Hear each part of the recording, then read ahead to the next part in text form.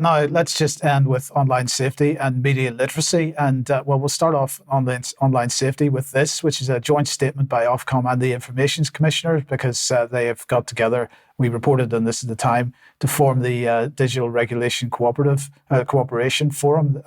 So anyway, they have issued a joint statement on the regulation of online services. And so they're collaborating on themes that they describe as age assurance, well, that's digital ID. Recommender systems, that's the algorithms that YouTube and others are using. Proactive tech and relevant AI tools. Default settings and geolocation settings for child users. Let's make sure that children are included so that gives us a justification for this. Online safety privacy duties. Upholding terms, policies, and community standards. And of course, that's how they're dealing with content on the online. They're going to enforce the requirement for community standards to be imposed across the board by the tech companies.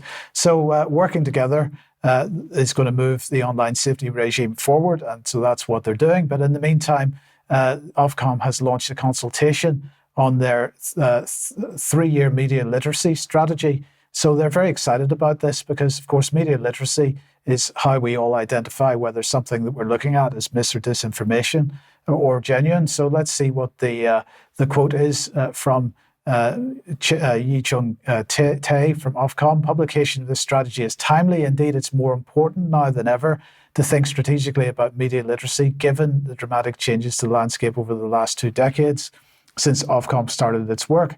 Ofcom now defines media literacy as the ability to use, understand, and create media and communications across multiple formats and services. Does that seem like a good definition to you? It doesn't seem to really mean anything, but anyway, okay. The prize, he says, is clearly worthy of the collective effort. Imagine a UK where people possess the critical thinking skills to better spot mis and disinformation. Yes, indeed. Imagine that. Imagine when people are actually critically looking at the BBC and the Independent and the Times and the Telegraph and thinking, what a pile of nonsense they're pushing out on a daily basis. But don't worry, because Rishi Sunak was speaking at the Society of Editors annual meeting a couple of days ago, or yesterday, in fact. Well, he had this to say.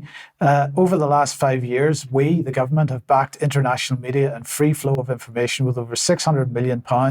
It includes supporting the BBC World Service, which reaches over 300 million people each week and has planted countless seeds of freedom. And he is admitting here that BBC World Service is a soft power weapon of the British government in order to work towards regime change in other countries. That's what planting countless seeds of freedom means. And he also said it includes training for journalists around the world. And that, of course, is part of the same exercise, because that's the use of Thomson Reuters Foundation and BBC Media Action to train journalists in the British mould and with British narratives and British ways of doing things. And just to end this little segment, the Financial Times and OpenAI, you will be glad to know, have struck a content licensing deal. This means that OpenAI now has full access to the full Financial Times archives, everything that they publish, because once you start looking at media literacy and how you want to view things on the internet, and with the increasing use of artificial intelligence and ChatGPT and the likes, in the future, we want to make sure that those ways of gathering information are only trained using proper sources. Isn't that right? Seems so. Yes. Okay. We'll leave you to think about that and say thank you to Vanessa and to Charles for joining me today. And thank you to everybody who's watched. We will be back in a couple of minutes if you're a UK column member for some extra. But otherwise, see you on, what day is this? Yeah, see you on Friday. See you then. Bye-bye. Bye.